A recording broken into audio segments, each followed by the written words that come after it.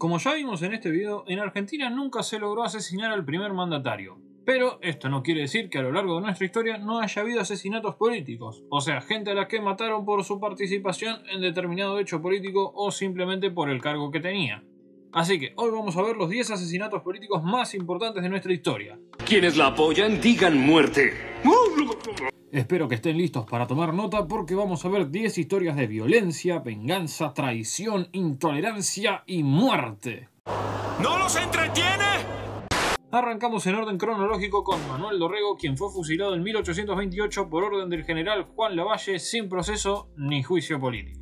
¿Dónde está tu honor, basura? ¡Eres una completa vergüenza! Dorrego era el gobernador de la provincia de Buenos Aires y asumió luego de que Rivadavia renunciara a la presidencia tras conocerse el acuerdo que su delegado había firmado para terminar la guerra del Brasil.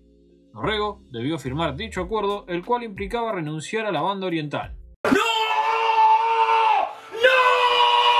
Y como era federal, los unitarios se alzaron en su contra en diciembre de 1828. Se enfrentó al general Juan Lavalle, quien comandaba una tropa compuesta por veteranos de la guerra del Brasil que sentían que los habían cagado desde arriba de un puente. Dorrego perdió, fue tomado prisionero y condenado a morir fusilado.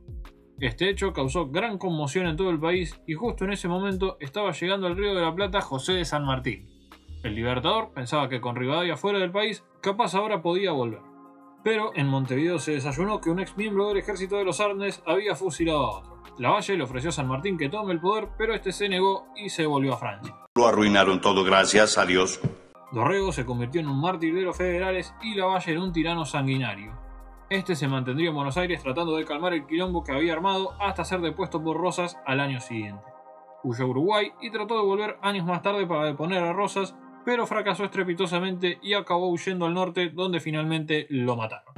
Pasamos ahora a Facundo Quiroga. Hola, señor terrible Facundo Quiroga, tigre de los llanos. Nos situamos en 1834, en el interregno de las dos gobernaciones de Rosas. Ante un conflicto desatado entre las provincias de Salta y Tucumán, el gobernador de Buenos Aires, Manuel Vicente Massa, quien respondía políticamente a Rosas, encomendó a Quiroga una gestión mediadora. Quiroga, el caudillo riojano, el tigre de los llanos, era una figura muy respetada en el norte. Logró que los dos gobernadores de ambas provincias se sentasen y llegaron a un acuerdo. Logrado esto, emprendió el regreso, pero fue sorprendido por una partida el 16 de febrero de 1835 en Barrancayaco, provincia de Córdoba. Muerto de un tiro en un ojo, su cuerpo fue luego tajeado y lanceado. ¿Cómo masacraron a mi muchacho? El líder de la partida era Santos Pérez, un sicario al servicio de los hermanos Reina Fe, unos cordobeses ligados a Estanislao López. Quiroga se había opuesto a los deseos de López de imponer a José Vicente Reina Fe como gobernador de Córdoba. También existe otra teoría que dice que fue el propio Rosas quien lo mandó a matar a Quiroga para así poder generar un clima de malestar que le permitiría regresar a la gobernación, lo cual de hecho sucedió. Lo cierto es que los hermanos Reina Fe ni ante los jueces ni ante la horca acusaron a Rosas ni a López, solo se inculparon entre ellos mismos. El siguiente en la lista es Ángel Vicente Peñalosa alias Chacho. Corría el año 1863. Bartolomé Mitre ocupaba la presidencia y Domingo Faustino Sarmiento la gobernación de San Juan. Mitre había ganado la batalla de Pavón y el país estaba organizando bajo su proyecto de país. Pero no todos estaban contentos con esto. El Chacho, un caudillo de La Rioja, organizó un levantamiento contra Mitre y las tropas que éste había enviado a pacificar el interior luego de su triunfo en Pavón. Pese a su superioridad numérica, Peñalosa fue derrotado repetidas veces por las tropas mitristas, mucho mejor y más modernamente armadas. Tras sitiar la ciudad de San Luis, Chacho logró firmar un tratado de paz. Cuando llegó la hora de cambiar prisioneros, se dice que Peñalosa entregó los suyos, pero no recibió ni uno. Todos sus hombres habían sido degollados. Te hicieron una cama. En criollo, te cagaron. Esto llenó de indignación a Peñalosa, ya que los hombres que lo acusaban de asesino y ladrón habían violado todos los códigos militares, asesinando a prisioneros rendidos. Los militares que debían cumplir el tratado continuaron con la persecución a los aliados de Peñalosa, por lo que este volvió a alzarse en armas en marzo de 1863. Con el apoyo del presidente, Sarmiento le declaró la guerra al heredero de Quiroga sin reconocerlo a él y sus partidarios como reaccionarios políticos, sino como meros ladrones. En noviembre, el Chacho fue finalmente sorprendido en Olta, donde fue apresado. Fue ejecutado en el acto y su cabeza fue clavada en un poste en la plaza, donde permaneció 8 días, y su esposa, Victoria Romero, fue obligada a barrer la plaza mayor de la ciudad San Juan atada con cadenas. Fue tanto el escándalo que esto provocó en Buenos Aires y otras ciudades del país que Sarmiento fue obligado a renunciar a su cargo de gobernador y enviado como embajador a Estados Unidos. Cuarto asesinato político, Justo José de Urquiza. El 11 de abril de 1870, el general fue asesinado en el Palacio de San José, Entre Ríos, mientras se desempeñaba como gobernador de esa provincia. Urquiza había sido presidente de la Confederación Argentina entre 1854 y 1860. Luego de la batalla de Pavón, volvió a ser gobernador de la provincia de Entre Ríos, desde donde apoyó el gobierno nacional. Un montón de gente se quedó recaliente con su abandono del frente en la batalla de Pavón, que le permitió a Mitre ganar la batalla y con esto apoderarse del país. Me doy por vencido. Pude comprender a la perfección tu fuerza y es mejor que renuncie de una vez. ¡Eres un cobarde! ¿Se dio por vencido? ¿Qué pasa? No puede ser. ¿Qué dijo? ¿Se dio por vencido? No puedo creerlo. Eso jamás había pasado. Mi papá se dio por vencido. ¿Qué demonios estás haciendo, greñudo cobarde? López Jordán se volvió a calentar con el apoyo que Urquiza le dio a Mitre en la guerra con el Paraguay y cuando se abrazó con Sarmiento haciendo las paces dijo: El plan consistía en sorprenderlo en su casa, tomarlo prisionero y luego de obligarlo a renunciar se le ofrecería la opción de retirarse a la vida privada o irse al extranjero. 50 hombres entraron al Palacio de San José gritando: ¡Abajo el tirano! ¡Viva el gran Ricardo López Jordán! Muy sutil. Urquiza llegó a tomar un rifle y lanzar unos disparos tratando de defenderse. Los agresores respondieron el fuego y Urquiza fue impactado por una bala arriba de su labio superior. Luego lo remataron a puñaladas. Luego de que Sarmiento interviniera en la provincia, López Jordán huyó a Uruguay, donde vivió hasta ser indultado varios años después por el presidente Juárez Celman.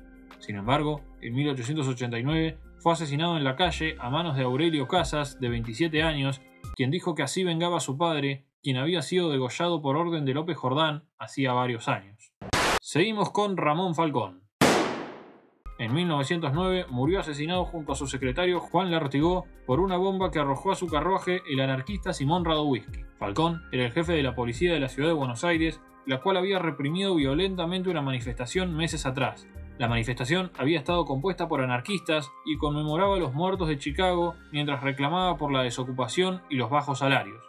Cuando vieron a Falcón, el cual observaba la marcha, comenzaron a arrojarle piedras y este ordenó a la policía que dispersara a la multitud. Hubo 12 muertos y 150 heridos. Días más tarde, cuando los cadáveres estaban siendo llevados al cementerio, la policía impidió que los familiares los llevasen y volvieron a ocurrir disturbios. La UGT y la FORA declararon huelga general. Esta huelga también fue reprimida, dejando más muertos y heridos. Estos sucesos son conocidos como la Semana Roja. Radowisky era un inmigrante ruso-ucraniano que militaba en el anarquismo y había quedado impresionado con la represión de la policía montada al mando de Falcón. Unos meses después, el 14 de noviembre, Radowisky arrojó una bomba casera sobre el coche que transportaba a Falcón y su secretario en el cruce de las avenidas Callao y Quintana. La explosión hirió de muerte a los dos. Falcón murió a las 2 de la tarde y su secretario al anochecer. Cuando todo indicaba que iba a ser condenado a muerte, un tío de Simón aportó su partida de nacimiento que determinaba que era menor de edad, lo que evitó el fusilamiento. Se lo condenó a pudrirse en la cárcel por tiempo indeterminado y a ser sometido a pan y agua durante 20 días cada año al cumplirse el aniversario del atentado. Pan y agua, duchas heladas, guardias pateándole el trasero las 24 horas y la única salida, el suicidio. Luego de una breve estadía en la Penitenciaría Nacional de la calle Las Heras y tras un intento de fuga, fue trasladado al penal de Ushuaia, donde permanecería cagándose de frío hasta 1930 tras 21 años de prisión. Fue indultado por Irigoyen, pero con la condición de abandonar el país. Luego de un paso por Uruguay, se enroló en las brigadas internacionales durante la Guerra Civil Española. Cuando cayó la República, se radicó en México, donde trabajó en una fábrica de juguetes. Murió a los 64 años de un ataque cardíaco. Capaz me desvío un poco contando la vida del asesino, pero no me negarán que el loco tuvo una vida de película. Y un dato curioso / gracioso, el 14 de noviembre de 2018, un anarquista intentó volar el sepulcro de Falcón en el cementerio de la Recoleta usando cañones rellenos de pólvora, pero terminó hiriéndose a sí mismo. Habían dejado un cartel con la leyenda «Simón vive en los corazones de todos los insurrectos». Más devaluados que el peso los anarquistas. Y hablando de anarquistas, vamos al próximo asesinato, que es un poco parecido a este. Entre 1921 y 1922, tuvieron lugar los hechos de la Patagonia Rebelde. Básicamente fue una huelga rural en Santa Cruz fogoneada por anarquistas que terminó con el ejército cagándolos a tiros. El encargado de esta operación fue el intendente coronel Héctor Varela, quien fue enviado por el presidente Irigoyen a terminar con una huelga. Recuerden que en aquel entonces Santa Cruz era un territorio nacional, es decir, que todavía no era una provincia y estaba bajo el control del presidente, quien designaba al gobernador. En fin, luego de inspeccionar las condiciones en las que vivían los peones rurales, Varela determinó que su reclamo era justo y arbitró un acuerdo entre las partes. El tema es que cuando el ejército se fue, el acuerdo fue violado y la huelga comenzó otra vez. No se sabe cuál de las partes rompió primero el acuerdo, pero los huelguistas estaban armados y la policía local no podía controlarlos. Cuestión que Irigoyen mandó de vuelta a Varela con la ambigua orden de vaya y cumpla con su deber. Varela, al que le debió romper bastante las pelotas tener que volver a Santa Cruz, interpretó estas órdenes como repartí plomo hasta que no jodan más. Se calcula que entre 1000 y 1500 trabajadores rurales terminaron muertos. Varela, máximo responsable de esta matanza, se convirtió en el enemigo número 1 de los anarquistas. Por eso, cuando salía de su casa en la mañana del 27 de enero de 1923, fue asesinado por el anarquista Kurt Gustav Wilkens. Este era un obrero alemán que había llegado a Argentina en 1920 y tomado contacto con los trabajadores rurales y sus organizaciones obreras. Deseoso de vengar a los trabajadores fusilados, le arrojó una bomba a Varela y le disparó 4 tiros, emulando los 4 tiros que este ordenaba darle a los obreros. Wilkens también resultó herido en la explosión por cubrir a María Antonia Pelazo, una nena de 10 años que se cruzó entre él y Varela. Las heridas lo obligaron a permanecer en el lugar hasta que la policía llegó y lo detuvo. Lo metieron en la cárcel, pero 5 meses más tarde, un miembro de la Liga Patriótica Argentina, pariente de Varela y voluntario en la primera excursión de Varela a Santa Cruz, fue dejado ingresar en la prisión donde se encontraba confinado Wilkens y lo mató a tiros. Fingió demencia para que lo metieran en el manicomio, pero ahí se encontró con otro anarquista que lo mató de un tiro con un revólver que le habían conseguido unos amigos. Tremenda cadena de venganzas. Nos metemos en la década del 30 con el asesinato de Enzo Bordavere. Este hombre entró en 1914 al Partido Demócrata Progresista de Lisandro Latorre y en 1922 se convirtió en diputado nacional por la provincia de Santa Fe. En 1935 fue nombrado senador nacional en reemplazo de otro senador que había fallecido. Sin embargo, no llegó a incorporarse del Senado. El tratamiento de su diploma fue postergado hasta que se concluyera el debate que se libraba en torno a los sobornos por la exportación de carne argentina hacia el Reino Unido. En 1933 se había firmado entre Argentina y Gran Bretaña el Pacto Roca-Runciman. En este acuerdo, Inglaterra se comprometía a no ponerle aranceles a las importaciones de carne argentina a cambio de que esto se hiciera usando barcos ingleses, no subirle los aranceles a los productos ingleses y darle tratamiento benévolo a sus empresas. Fuimos timados. ¿Timados? Embaucados. Fuimos embarajiñados. Eso ni siquiera existe, pero concuerdo contigo. Acá hay todo un debate entre historiadores sobre si este acuerdo fue un maltrato y una entrega de Argentina a los intereses británicos o si fue un buen acuerdo teniendo en cuenta el panorama internacional de aquel entonces. Acuérdense que en los años 30 la crisis de Estados Unidos se esparce al resto del mundo y muchos países estaban levantando barreras aduaneras que paralizaban el comercio. Este acuerdo le garantizaba a Argentina no perder su mayor socio comercial y mantener la exportación de su principal commodity. En fin, volviendo a los hechos. En mayo de 1935, Lisandro de la Torre acusó de fraude y evasión impositiva a los frigoríficos ingleses y aportó pruebas que involucraban directamente a 2 ministros del presidente Agustín P. Justo. El 23 de julio los ministros se presentaron ante el Senado para dar explicaciones. En un momento, de la Torre abandonó su banca y se dirigió hacia la mesa donde estaban sentados los 2 ministros. Uno de estos le dio un empujón que lo hizo caer. Bordavere se acercó para ayudarlo, pero en ese momento detrás de él apareció un hombre con un revólver en la mano y le disparó en la espalda. Bordavere fue llevado al hospital, pero los doctores no lograron salvarlo. Oh, no. Es decir, que un senador de la nación había sido asesinado en plena sesión del Congreso. El asesino era Ramón Valdés Cora, un excomisario convertido en asesino a sueldo. Fue detenido cuando intentaba escapar y condenado a 20 años de prisión. Recuperó la libertad en 1953 y falleció 1 año y medio después. Nunca confesó quién lo había contratado, pero es de suponer que fue alguno de los frigoríficos acusados, o peor aún, alguno de los ministros implicados. Vamos ahora al asesinato de Aramburu. Pedro Eugenio Aramburu fue el presidente de facto de Argentina entre 1955 y 1958 y fue el máximo responsable del proceso de desperonización que, como se imaginarán, incluyó mucha represión, al punto que la revolución que él llamaba libertadora fue llamada fusiladora por los peronistas. El 29 de mayo de 1970, durante el gobierno de Juan Carlos Onganía, un grupo de cadetes se presentó en el departamento de Aramburu diciendo que eran su custodia. Pero cuando ya estaban en el living sentados con él, uno de ellos sacó un arma, dejando en claro que era un secuestro. Aramburu no ofreció resistencia. En ese momento, no sabía que estos jóvenes, Emilio Massa y Fernando Abal Medina, no eran cadetes, sino miembros de una agrupación guerrillera llamada Montoneros. Los subieron a un auto donde los esperaban 2 compañeros más y los llevaron al sótano de una estancia en la localidad de Timote, provincia de Buenos Aires. Allí le hicieron un juicio revolucionario, acusándolo por su accionar durante el golpe de Estado de 1955, los fusilamientos de José León Suárez en 1956 y la desaparición del cadáver embalsamado de Eva Perón. Fue hallado culpable y Abal Medina, líder de la agrupación, le disparó en la cabeza. Este hecho fue el primer acto cometido por Montoneros y es considerado también como el comienzo de la guerra guerrillera. El hecho produjo gran conmoción en la sociedad y debilitó la figura de Onganía, que ya venía golpeada por el cordobazo. A la semana siguiente fue destituido por la Junta Militar y reemplazado por el general Roberto Marcelo Levingston. Perón, desde el exilio, aprobó y alentó el accionar de Montoneros.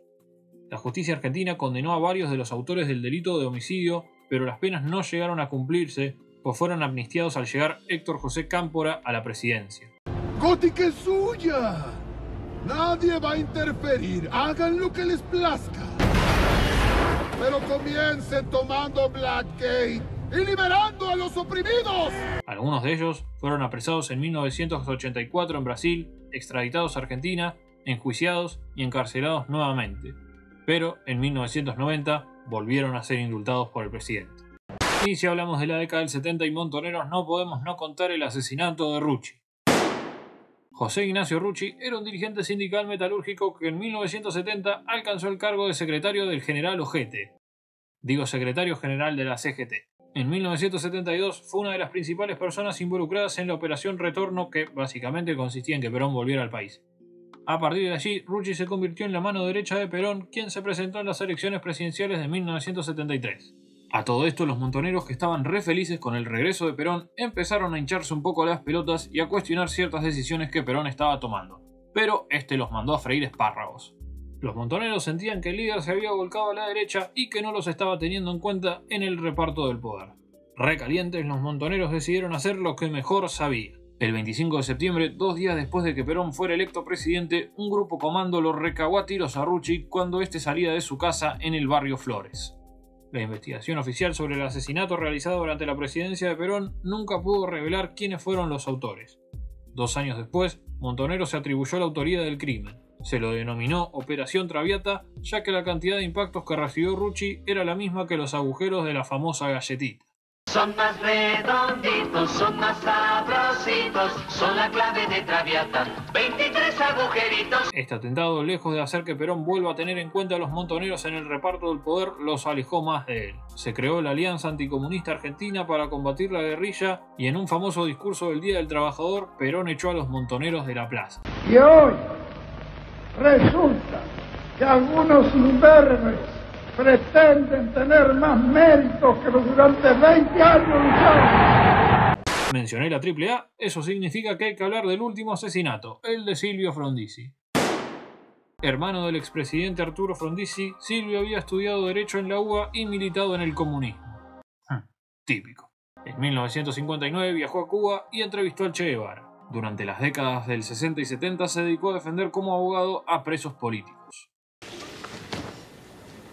It's showtime, folks. Durante esos años, Silvio creó el grupo Praxis, un movimiento juvenil marxista, y participó de otras organizaciones como el Movimiento de Izquierda Revolucionaria y el Frente Antiimperialista y Antidictatorial. Todo esto lo convirtió en un blanco perfecto de la AAA. El 27 de septiembre de 1974, un grupo dirigido por el subcomisario Juan Ramón Morales y el subinspector Almirón Sena irrumpió en su vivienda golpeándolo salvajemente a él y su familia. Su yerno trató de defenderlo a punta de pistola, pero terminó herido de muerte, mientras a Silvio se lo llevaron en un Falcon verde. Horas más tarde, la AAA se adjudicaba el hecho, informando que el cuerpo se encontraba en un descampado en Ezeiza. El cuerpo fue encontrado con más de 50 impactos de bala. Igual capaz se suicidó. Los asesinatos políticos no solo silencian voces individuales, sino que también hieren el tejido social y democrático de una nación. Más allá de las ideologías y los intereses que los motivan, estos actos de violencia son un recordatorio sombrío de las fragilidades inherentes a nuestras instituciones y valores colectivos. Nuestras disputas como sociedad deben resolverse en el marco del diálogo y el debate, y si es posible faltándose el respeto y generando situaciones que lleven a la creación de memes. Hay algunos casos que quedaron fuera de este video porque no fueron asesinatos sino suicidios. Si quieren un video sobre ellos, denle like a este video. También dejen en los comentarios si creen que hubo algún otro asesinato que debería haber mencionado. No se olviden de seguirme en mis otras redes para estar al tanto de las novedades del canal. Muchísimas gracias a los miembros y a los que donan cafecitos. Yo soy el profe y espero que hayan aprendido algo.